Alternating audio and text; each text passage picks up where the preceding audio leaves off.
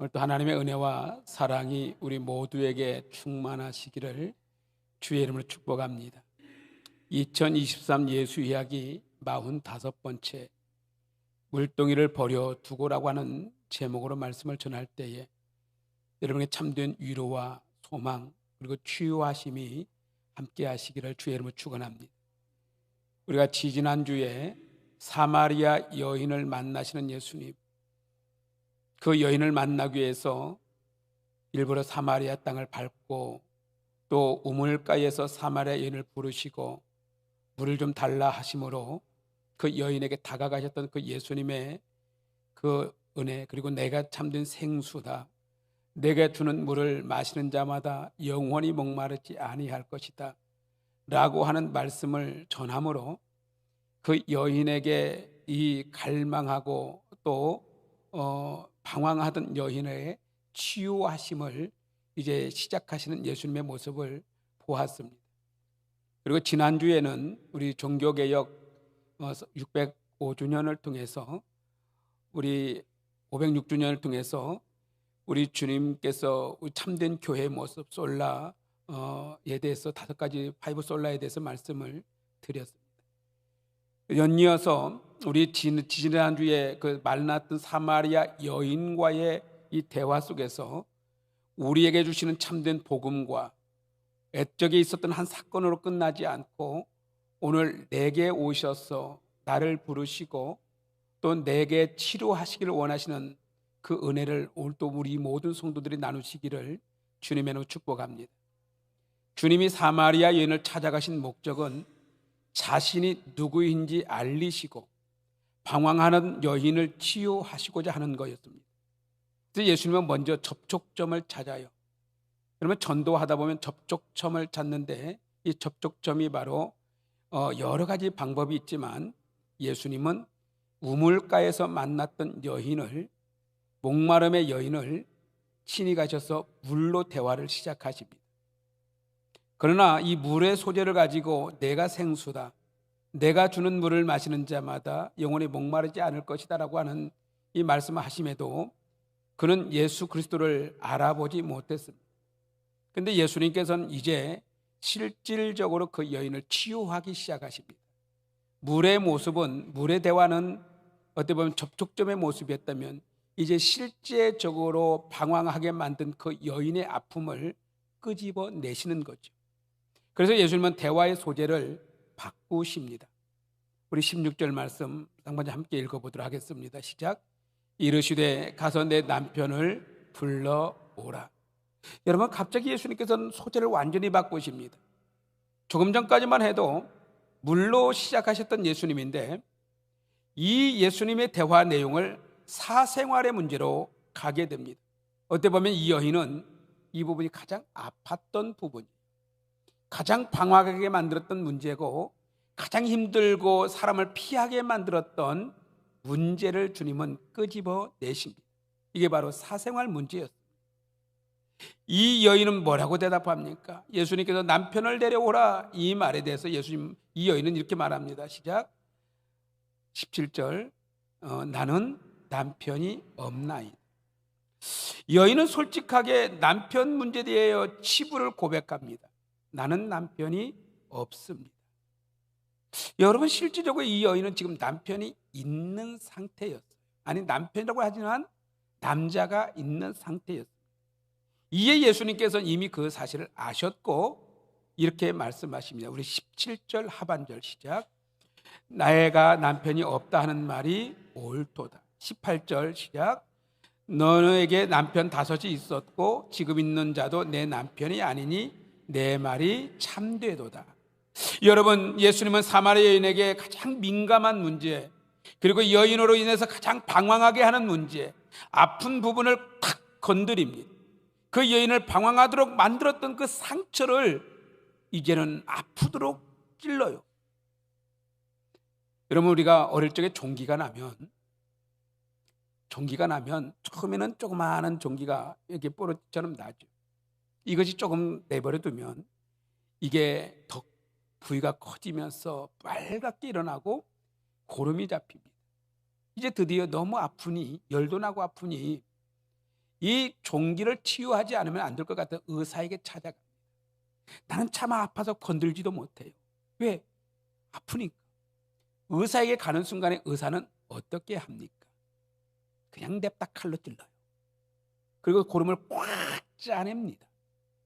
그리고 짜낸 다음에 두 번째 하는 일이 뭡니까? 빨강약을 묻혔던 솜을 가지고 핀셋으로 집어서 구멍을 팍 파고 들어갑니다.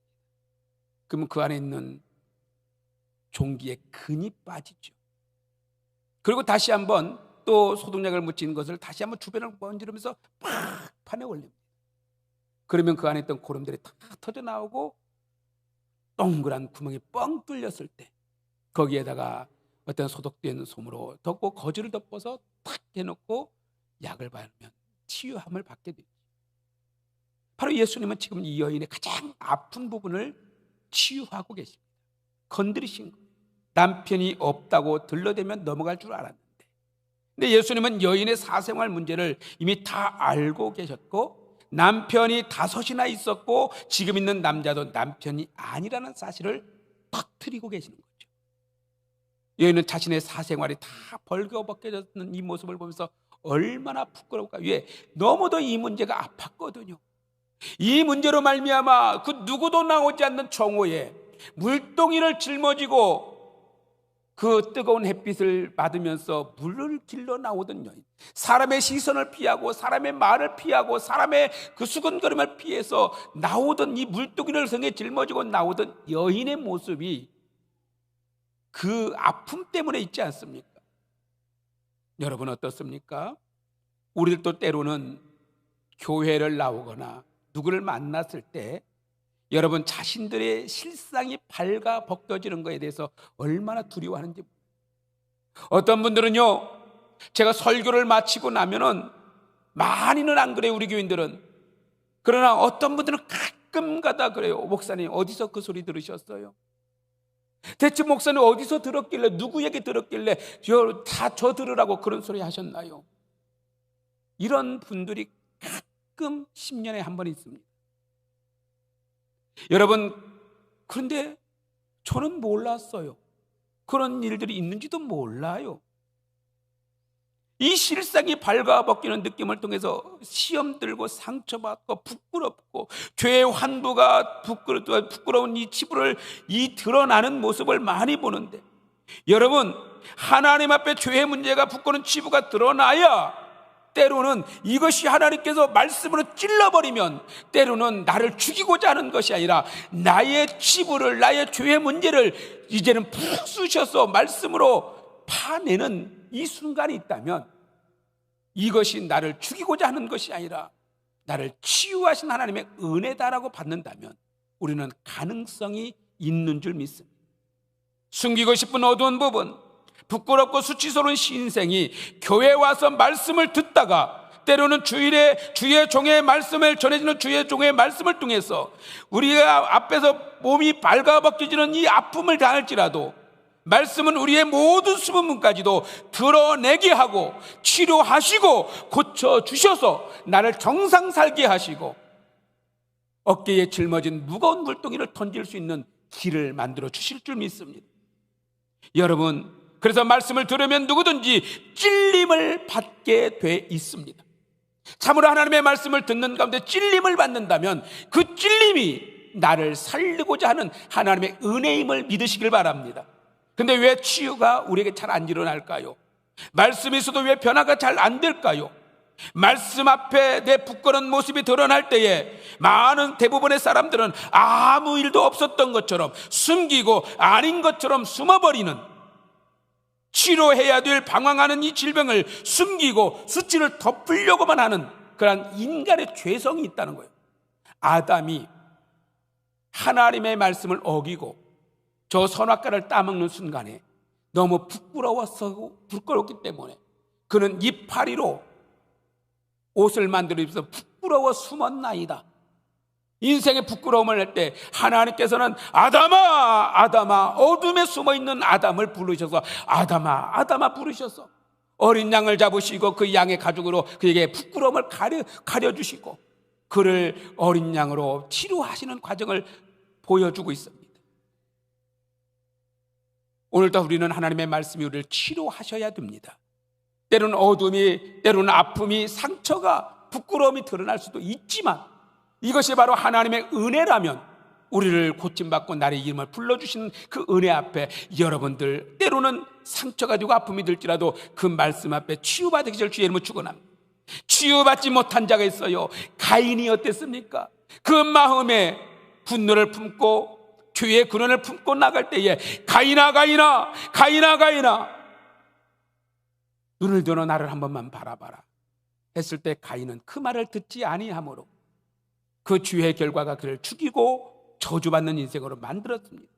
하나님의 음성 앞에 치유받지 못하면 저주받은 인생으로 끝나게 되고 말 것이죠. 여러분, 그러나 여러분 하나님의 말씀이라면 어떤 말씀이든지 마음을 열고 하나님의 말씀을 아멘으로 받으실 때에 하나님께서는 여러분의 모든 문제를 치유하실 줄 믿습니다. 내가 좋아하는 말씀, 나를 인정해주는 말씀, 내가 듣고 싶은 말씀만 들으려고 하는 태도를 버려야 됩니다. 그러면 말씀을 들을 때에 우리는 어떻게 반응해야 할까요? 사도행전 2장에 보면은 오순절 이후에 예루살렘에 모인 어떤 사람들이 베드로 앞에 설교를 듣다가 마음에 찔림을 당합니다. 너희가 예수를 십자가에 못 박혀 죽였도다. 너희가 그리스도를 십자가에 못 박혀 죽였도다 라고 말할 때에 그들에게 마음에 크게 찔림을 받았다고 했습니다. 이 찔림을 받은 그 사람들이 어떻게 반응합니까? 그러면 우리가 어떻게 하면 되겠소? 우리가 어떻게 하면 살 수 있겠소? 라고 말할 때 베드로가 이렇게 말합니다. 아주 중요한 말씀을 합니다. 베드로가 대답하기를 내가 어떻게 하면 살 수 있습니까? 할 때 이렇게 말하면 우리 사도행전 2장에 있는 말씀 한번 읽어볼까? 2장 38절 시작. 너희가 회개하여 각각 예수 그리스도의 이름으로 세례를 받고 죄 사함을 받으라. 그러면 성령의 선물을 받으리니. 아멘. 너희가 회개하여 말씀을 듣고 찔림이 있을 때 심령 속에 회개하고 이 말씀을 그대로 받고 죄사함을 받으면 선물로서 성령을 받게 되고 성령이 나에게 내주하심으로 나를 회개케 하시고 나를 살리는 역사가 있을 것이다라는 것이 이 사도 베드로의 선언입니다. 사랑하는 성도 여러분, 우리의 부끄러운 수치가 제거되고 거룩한 옷을 입고 성령의 인도함을 받을 수 있는 이 말씀 앞에 아멘으로 받으시길 바랍니다. 그러면 여인에게 남편이 5이 있다는 이 뜻이 무슨 뜻일까요? 예수님이 이 여인에게 남편을 데려오라 했을 때 나는 남편이 없나이다. 아니다. 너에게는 남편이 5이나 있었다. 그리고 현재도 있다 라고 말합니다. 여러분, 많은 설교자들이요 이 여인을 설교할 때에 이 여인을 향해 창녀나 때로는 성적으로 문란한 죄 많은 여인으로 치부해버릴 때가 굉장히 많아요. 그러나 역사성을 모르고 종교성을 모르기 때문에 그렇게 해석하지만 아니에요. 당시의 역사적 환경과 상황, 종교적 상황은요 매우 여인에게 불리한 상황이었습니다.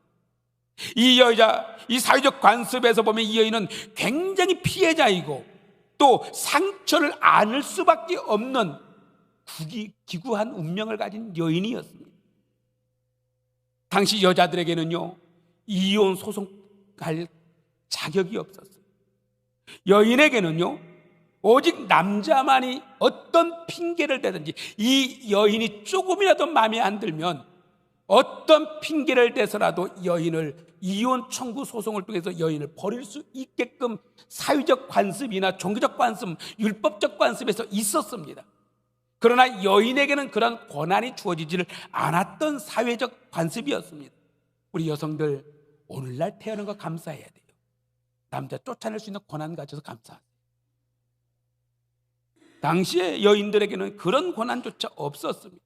그러다 보니까 이 여인이 남자가 5이나 있었다라고 하는 이 말은 엄청난 상처였어요.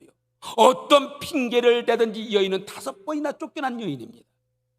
5번이나 버림받은 아픈 상처를 가지고 살았어요. 이 남자 저 남자에게 버림을 받았습니다. 그러다 보니까 이혼을 당하고 버림받은 이 상처받은 여인, 아픔과 상처가 많은 여자, 짓밟힘을 받은 인생으로 방황하는 인생을 사는 여인이었습니다. 예수님은 이 여인에게 다가가십니다. 사회적인 분위기처럼 여인을 정죄하지 않았어요. 사람들은 수근거렸어요. 얼마나 팔자가 세면 5 남자에게나 버림을 받아. 얼마나 못났으면 남자에게 이렇게 많은 이혼을 당해.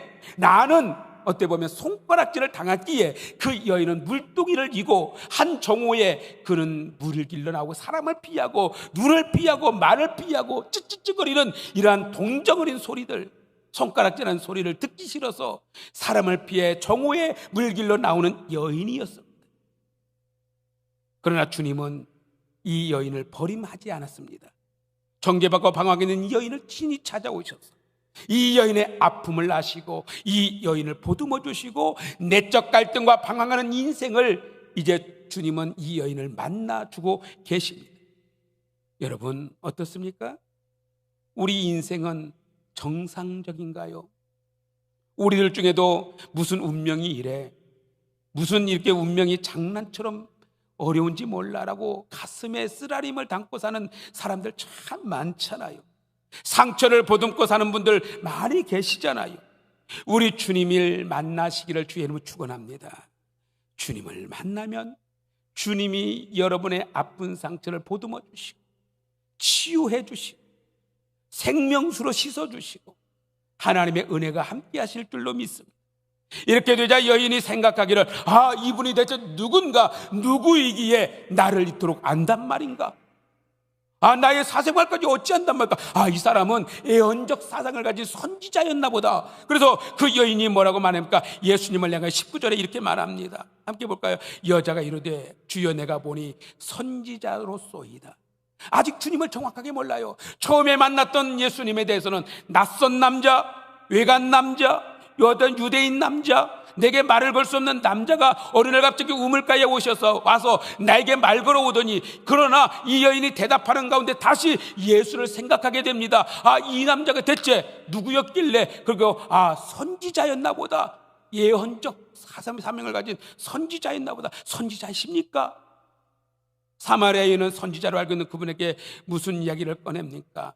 갑자기 그렇다면은 선지자요, 내가 궁금한 것이 있는데 예배를 어떻게 하는 것이 좋겠습니까? 우리 20절 말씀 읽어볼까요? 20절 말씀 있습니다. 시작. 우리 조상들은 이 산에서 예배하였는데 당신들의 말은 예배할 것이 예루살렘에 있다 하더이다. 갑자기 여인이 남편 이야기에서 예배의 문제로 들어갑니다. 이 문제를 보면서 여러분 어떨까요?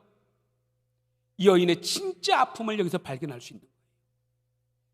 남편의 문제가 사회적 관습이, 종교적 관습이 자기를 향하여 예배하지 못하게 만들고, 자기를 예배의 방황자가 만들어버리고 예배자로 살아가지 못하도록 막아버리는 이 모습을 보면서 나도 예배하고 싶습니다. 나도 예배자로 살고 싶습니다. 내가 예배하기를 원합니다. 그러나 세상은, 종교적 관습들은, 사회적 관습들은 나를 짓밟고 나를 피해자로 만들고 나를 욕하고 나를 평가하여서 하나님의 참된 예배자로 살지 못하게 하는데, 무엇이 참된 예배입니까? 우리의 조상들은 저 그림심산에서 예배하라고 합니다. 그러나 당신들은 예루살렘에서 예배하는데 무엇이 참된 예배입니까? 참된 예배가 무엇입니까?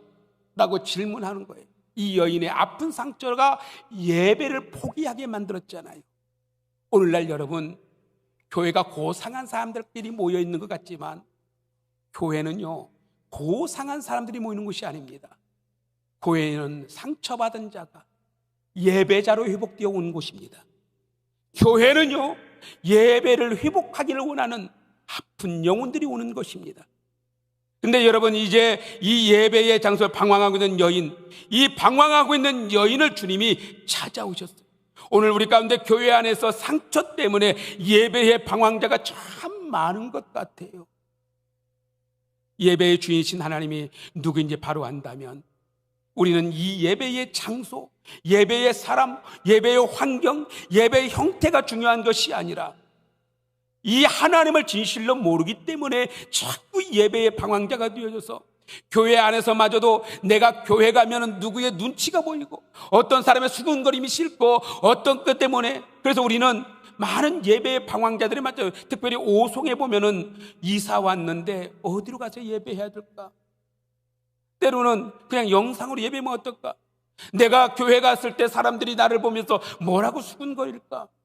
상처들이 드러나는 문제 때문에, 사람들 때문에, 때로는 목사들 때문에, 때로는 누구 때문에 우리는 많은 상처를 안고 예배의 방황자들이 굉장히 많다는 사실이죠.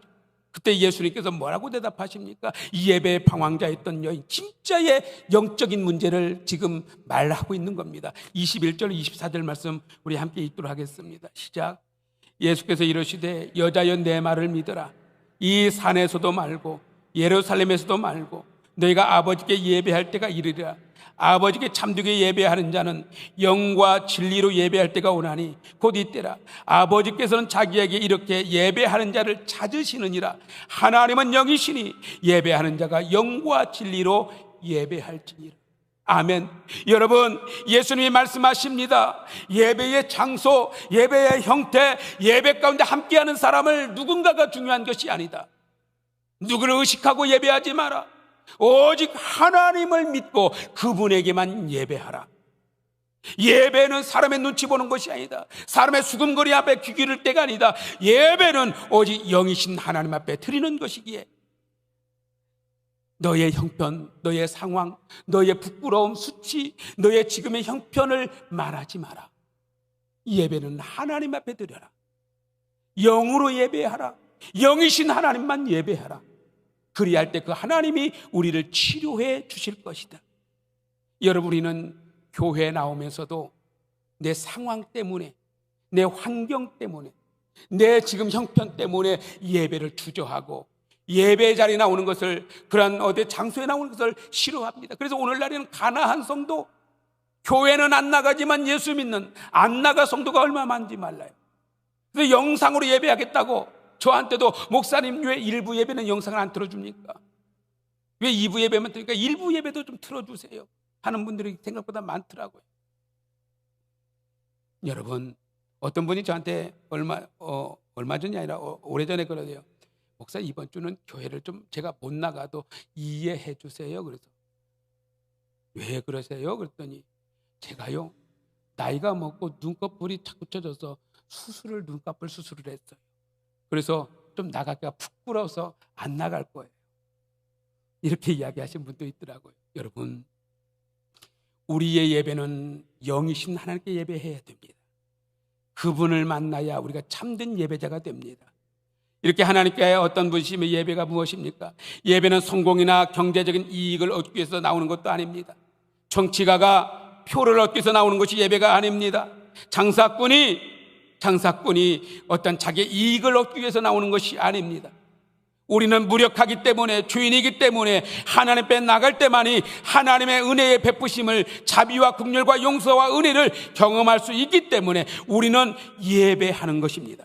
예배하는 자의 가장 본질적인 이유는 하나님이 우리의 예배의 주체시며 예배의 유일한 대상이며 오직 우리를 향한 예배의 중심이기 때문에 우리는 하나님 앞에 나와 예배합니다. 이 자리의 예배는 우리가 누구의 환경과 여건을 보는 예배가 아니라 하나님의 임재를 경험하며 하나님 앞에 드려지는 예배임을 믿으시길 바랍니다. 그렇다면 우리는 누구를 알기에 힘써야 되는가? 하나님을 모르기 때문에 자꾸 예배를, 사람을 의식하고 환경을 의식하고 상황을 의식해요. 그러나 호세아 선지자는 이렇게 말합니다. 호세아서 6장 3절 말씀 우리 함께 읽도록 하겠습니다. 시작. 우리가 여호와를 알자, 힘써 여호와를 알자. 그의 나타나심은 새벽빛같이 여김없나니 비와 같이 땅을 적시는 늦은 벼같이 우리에게 임하시리라. 아멘. 우리가 여호와가 누구신지 정말 안다면 그 앞에 두렵고 떨림으로 엎드려 그분만을 향하여 예배자가 되어야 될 줄로 믿습니다. 예배의 방황자들, 예배 때문에 예배에 나와 있지만 하나님의 임재를 전혀 느끼지 못하는 사람들, 사람만 의식하고 사람 만나러 오는 사람들, 여러분, 참된 예배자가 아닙니다. 참된 예배자는 누구를 바라보고 환경을 바라보고 상황을 바라보는 것이 아니라 오직 하나님의 임재 속에 드리는 예배가, 영으로 드리는 예배가, 말씀으로 드리는, 진리의 말씀을 드리는 예배가 참된 예배임을 믿으시기를 바랍니다. 이 여인에게 주님은 그렇게 말씀하시는 거예요. 너를 방황하게 만들고 너를 손가락질하고 너에게 어떤 여러 가지를 쯧쯧쯧 짜면서 너를 동정하는 사람들을 바라보고 예배를 포기하지 말고 너의 참 주인이신 그분에게 예배하라. 영으로만 예배하라. 영 되신 하나님만 바라보고 예배하라. 여러분, 그때 드디어 이 여인이 예수를 알아봅니다. 어떤 낯선 남자로 시작했던 그 예수님, 선지자로 여겼던 예수님을 이제 드디어 26절 말씀에 그분이 자신을 밝혀주십니다. 26절 말씀 시작. 내게 말하는 내가 그라 하시니라. 지금까지 자신에게 말하고 계셨던 그분이 바로 그리스도, 우리의 구원자, 나의 치유자, 나를 고치시는 왕 되신 예수, 그분이심을 드디어 발견하게 됩니다. 지금까지 자신에게 말하고 계셨던 그분이 그리스도였고, 그분이 그리스도인 것을 알아가기까지 많은 시간이 필요했지만 드디어 그 여인은 예수를 만나게 됩니다. 만나게 되었을 때 어떻게 달라졌나요? 오늘 귀한 말씀이 있어요. 28절로 29절 말씀 함께 보면 시작. 여자가 물동이를 버려두고 동네로 들어가서 사람들에게 이르되 내가 행한 모든 일을 내게 말한 사람을 와서 보라. 이는 그리스도가 아니냐 하니. 여러분, 여자가 물동이를 던져버립니다. 어떻게 보면 이 여인의 대표성인 것 같아요. 한낮에 뜨거운 이 태양볕에 가장 무겁게 짊어지고 온 이 여인의 물동이, 이 물동이가 여인을 대변해주고 있는 이 물동이를 버렸다. 드디어 치유가 시작되었다. 이 여인은 무겁게 어깨에 묻게 짊어졌던 이 물동이를, 이 방황하는 이 고통을 집어 던지고 어깨를 쫙 펴고 자기를 손가락질하고 자기를 비난하고 자기에게 많은 어려움을 가지고 사람을 피하게 만들고 왕따 시켰고 괴롭혔던 사람들을 향하여 어깨를 활짝 펴고 달려갑니다. 내가 만난 그리스도를 봐라. 내가 만난 예수 그리스도를 봐라. 그런 외치기 시작한, 지금까지 이 여인은 이랬던 여인이 아닙니다. 사람들 피해 다니고 사람을 의식하고 사람을 피해서 한낮에 무거운 물동이를 짊어지고 물길로 오던 여인이었는데, 이 여인이 자기의 가장 큰 무거운 물동이를 집어 던지고 자기를 왕따시키고 자기를 손가락질하고 자기를 욕하던 사람들을 향하여 내가 만난 그리스도를 전하는 전도자로 살아가는 모습을 보고 있습니다. 여러분, 이것이 예수 만난 사람들의 변화입니다. 이 일로 인해서 무슨 일이 벌어졌습니까? 30절 말씀 우리 함께 읽어볼까요? 시작. 그들이 동네에서 나와 예수께로 오더라. 아멘. 한 여인이 변화되어지니 동네가 변화됩니다. 이 여인의 말을 누가 믿어요? 손가락질 당하던 여인, 별 볼 일 없던 여인, 무거운 물동이 짊어지고 살아가던 여인, 상처를 안고 살아가던 방황하는 여인을, 이 여인의 말을 누가 믿어요? 그러나 이 여인이 물동이를 집어 던지고 내가 만난 그리스도를 전할 때에 동네 사람들이 그 말을 믿고 예수께 나와 주님을 영접하는 역사. 여러분, 얼마나 놀라운 역사입니까? 이것이 신앙생활의 역사요, 예수를 만난 자의 역사인 줄 믿습니다. 사랑하는 성도 여러분, 오늘 예수님께서 상처받고 죄 많은 나를 부르심을 믿으시기 바랍니다. 여러분은 이 자리에 우연히 나온 것이 아닙니다. 우리 주님이 만나고자 하여 여러분을 불러주셨습니다. 우리 주님이 여러분을 이곳까지 초대해 주셨고, 이곳에서 주님은 만나기를 원하십니다. 예수 만나야 내가 삽니다. 예수 만나야 내 무거운 물동이를 집어던질 수 있습니다. 예수 만나야 인생의 방황이 끝납니다. 오늘 예수님께서 상처 많은 죄 많은 나에게 오셔서 나를 구원하시기를 원하십니다. 여러분, 지금 방황하고 있지 않습니까? 신앙생활에 반항하고 예배의 방황자가 되어지고 인생의 방황이 되어지고 상처 많은 아픔을 가지고 살아가고 있지는 않습니까? 여러분, 분명히 말씀합니다. 예수 만나면 방황하는 인생이 끝납니다. 예수 만나면 내 인생의 무거운 물동이가 벗어 던져집니다. 예수 만나면 사람을 의식하지 않습니다. 나를 구원하신 예수를 말하게 되어져 있습니다. 오늘 우리 교인 중에 아침 이른 시간에 5분이 찾아오셨어요. 오셔서 목사님 기도해 주세요. 지금 그분들은 저 전라북도 부안에 있는 대숙교회에 가서 아마 이 시간에 간증하고 있을 겁니다. 칼갈이 하면서 느꼈던, 만났던 많은 간증들, 그리고 그분들에게 보라는 듯이 이게 전도의 어떤 시간들 가고 예배 시간에 특송도 하기로 우리 장로님들, 안수 집사님들이 지금 5분이 가서 이렇게 어떤 전도의 노하우도 전수하고 찬양도 하고 간증도 하면서 아마 예배하고 있을 겁니다. 그리고 또 우리 교회를 통해서 옛날에 용인에 있는 어느 교회가요, 제가 총신대학교에 가서 특강을 하는데 어떤 한 부목사가 은혜를 엄청 받은 거예요. 그래서 그분 중에 한 분이 목사님의 교회가 하는 이 칼갈이 전도를 우리 교회도 배우고 있어요. 그렇게 큰 교회가 아니었어요. 작은 교회인데 전도할 줄을 모른대요. 전도하자고 해서 사람들 다 뾰쩍 하면서 안 하려고 한대요. 근데 목사님 고성생명교회가 불과 10명도 안 되는 교회가 이 칼갈이 전도 시작해서 많은 수로 성장하고 교회가 이렇게 많은 활기가 있고 은혜가 있고 지역적으로 섬기고 있다는데 우리도 배워보고 싶네요 하면더니, 그때 안수 집사님들 장로님들 몇 분을 모시고 와서 칼갈이 하는 이 전도를 배워갔어요. 근데요, 벌써 그 칼갈이 전도팀이 3개가 생겼대요. 그 교회가 엄청난 부흥이 지금 일어나고 있다고 얼마 전에 이야기하더라고요. 여러분, 예수 만나면 무거운 짊어지고 물뚱이 짊어지고 사는 인생으로 아니라 어깨 쫙 펴고 나를 향해 손가락질은 그들에게까지도 나가서 내가 만난 그리스도를 전하게 되어져 있습니다. 예수 만난 자의 사명입니다. 여러분, 우리 방황을 벗어버리고 어깨에 무거운 짊어지고 있는 물뚱이 집어던지고 우리 뛰쳐나갑시다. 그리고 당당하게 살아갑시다. 마음껏 하나님 앞에 영으로 예배합시다. 내가 만난 예수를 선포합시다. 그리하면 우리는 모두 상처 치유받고 고침받고 나음받아 하나님의 은혜를 누리는 거룩한 성도로 살게 될 줄로 믿습니다. 그 은혜를 누리시기를 주의 이름으로 축원합니다.